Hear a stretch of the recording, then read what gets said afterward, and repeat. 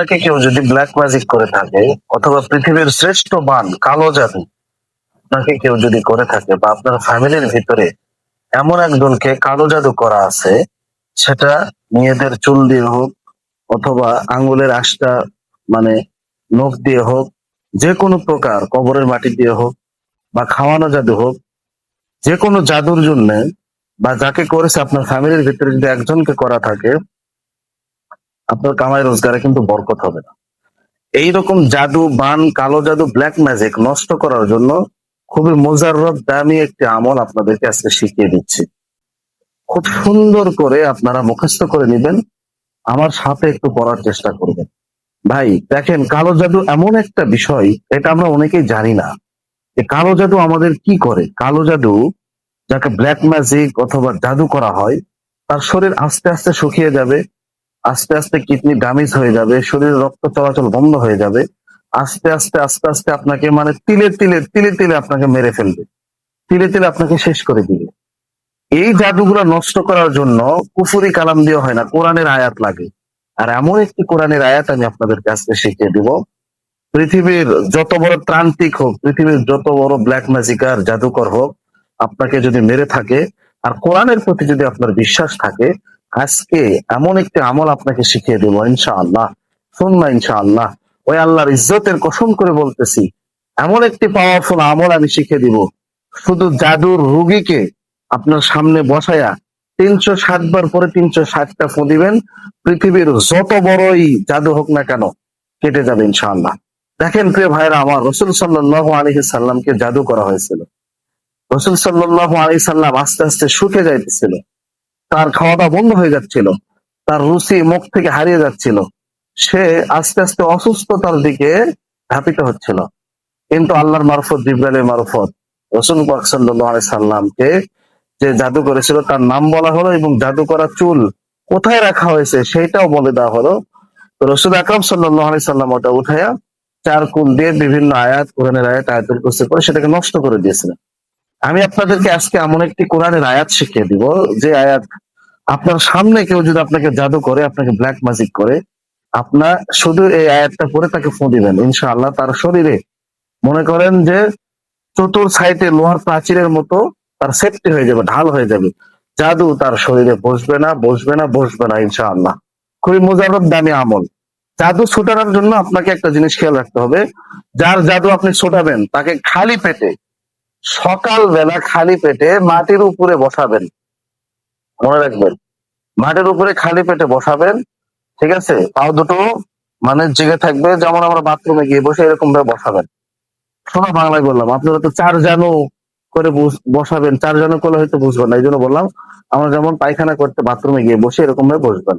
বসানোর পরে আপনি জুতা পায়ে দিয়ে খুব সাবধানের সহিত এই আমলটা করবেন। আপনি সকালবেলা খালি পেটে, ঠিক আছে, আপনি তাকে এই আয়াতটা 360 বার পরে 360টা ফু দিবেন। অবশ্যই আগে পরে 11 বার দুরূদ ইব্রাহিম পাঠ করবেন। দুরূদ ইব্রাহিম, আল্লাহুম্মা সাল্লি আলা মুহাম্মাদ ওয়া আলা আলি মুহাম্মাদ কামা সাল্লাইতা আলা ইব্রাহিম ওয়া আলা আলি ইব্রাহিম ইন্নাকা হামিদুম মাজিদ। আল্লাহুম্মা বারিক আলা মুহাম্মাদ ওয়া আলা আলি মুহাম্মাদ كما باركت على إبراهيم وعلى آل إبراهيم إنك حميد مجيد। এইভাবে দুরূদ ইব্রাহিম হাতে ধরে 11 বার পাঠ করে নেবেন।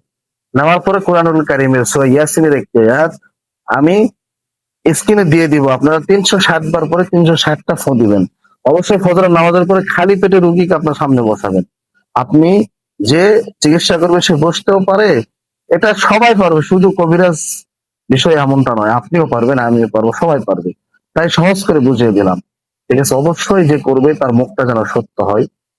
তাই তদবির এমন একটা বিষয়, মানে বশীকরণ, মহব্বত, জাদু ছোটানো, এগুলো এমন একটা বিষয়, অবশ্যই আপনার মুখ সত্য হতে হবে, হালাল খাবার খাইতে হবে। তবে আমি যে আমলগুলো দিই, 5 ওয়াক্ত নামাজ পড়তে হবে, এই আমলে কাজে আসবে। অথবা কমেন্ট বক্সে শুধু আপনারা বলেই যাবেন, হুজুর কাজ হচ্ছে না, কাজ করে দেন, এই করে দেন, সেই করে দেন, শুধু এটা কিয়ামত পর্যন্ত বলে যাবেন, কিন্তু নিজে তো ভাই ঠিক হবেন না, নিজে তো নামাজ পড়বেন না, বুঝতে পারছেন? নিজে যদি নামাজ না পড়েন, আমি কবিরাজ যদি আপনার কাজ করে দিতে চাই, সেই কাজটা তাড়াতাড়ি হবে না, যদি আল্লাহর দয়া না থাকে, বুঝতে পারছেন? তাই নিজে আগে সংশোধন হন, নামাজ পড়েন, সত্য কথা বলেন, মানুষের হকটা নষ্ট করেন না, 5 ওয়াক্ত নামাজ পড়েন, ইনশাআল্লাহ দেখবেন আপনার কাজে চলে আসবে। তো আপনি এই আয়াতটা পড়বেন, আউযু বিল্লাহি মিনাশ শাইতানির রাজিম, বিসমিল্লাহির রাহমানির রাহিম, إنا جعلنا في أعناقهم أغلالا فهي إلى الأذقان فهم مقمحون وجعلنا من بين أيديهم سدا ومن خلفهم سدا فأغشيناهم فهم لا يبصرون। এই ছোট্ট একটা আয়াত আমি স্কুল দিয়ে দিছি।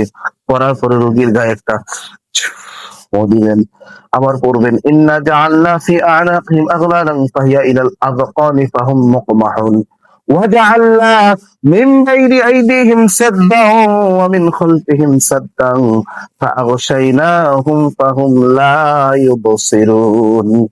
পরে আরেকটা ফোন দিবেন, এইভাবে 307টার হাতে গুনে অথবা মেশিনে গুনে, জিকিরে তাসবিতে গুনে 307টা বিশ্বাসের সহিত ফু দিয়ে দেখুন, ইনশাআল্লাহ যত বড় জাদুই হোক না কেন এক নিমিষের ভিতরে কেটে যাবে।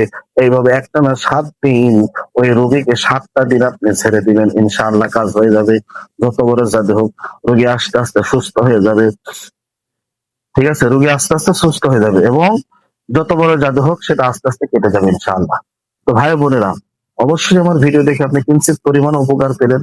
যদি পেয়ে থাকেন, আমলের উদ্দেশ্যে যদি দেখে থাকেন, আজকে হয়তো আপনার কাজে লাগতেছে না, একদিন না একদিন আপনার ভালোবাসার মানুষের কাজে লাগতে পারে, আপনার ভাইয়ের কাজে লাগতে পারে। আপনার ভাইকে এমন জাদু করেছে, তার শরীরটা শুকিয়ে যাচ্ছে, তখন এই আমলটা আপনি প্রয়োগ করবেন, ইনশাআল্লাহ কাজ হয়ে যাবে। তো ভালো লাগলে অবশ্যই আমার এই চ্যানেলটা সাবস্ক্রাইব করবেন, পুরো ভিডিওটি দেখবেন, আমার সমস্ত ভিডিওগুলো পুরো দেখবেন। ফেসবুক থেকে যারা দেখতেছেন পেজটা ফলো করে দিবেন, ঠিক আছে? অবশ্যই পেজটাতে একটা ফলো করে দিবেন। ভালো সুন্দর করে কমেন্ট করবেন, পরবর্তী ভিডিও কোন বিষয়ের উপর চাচ্ছেন অবশ্যই কমেন্ট করে জানাবেন। ভালো থাকবেন, সুস্থ থাকবেন। আসসালামু আলাইকুম ওয়া রাহমাতুল্লাহি ওয়া বারাকাতুহু।